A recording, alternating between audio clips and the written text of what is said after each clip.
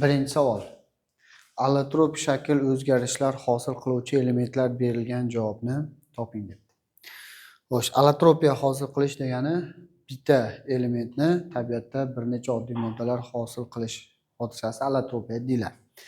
Allotropiya hodisasi davriy sistemada birinchi guruhda, ya'ni vodorod, litiy, natriy, kaliy, rubidiy, seziy, fransiylarda 5-guruhdan faqat azotda yo'q allotropiya, fosforlarda bor lekin.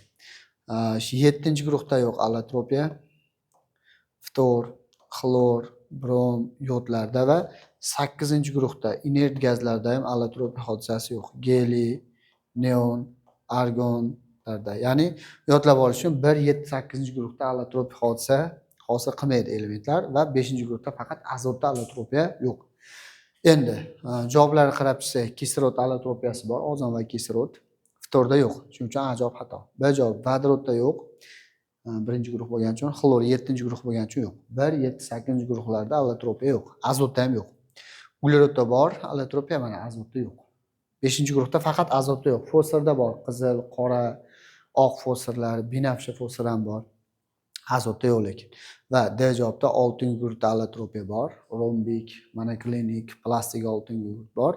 Fosforda bor, qizil, oq, qora allotropiyalar bor. Demak, allotropiya hosil qiluvchi elementlar javob D.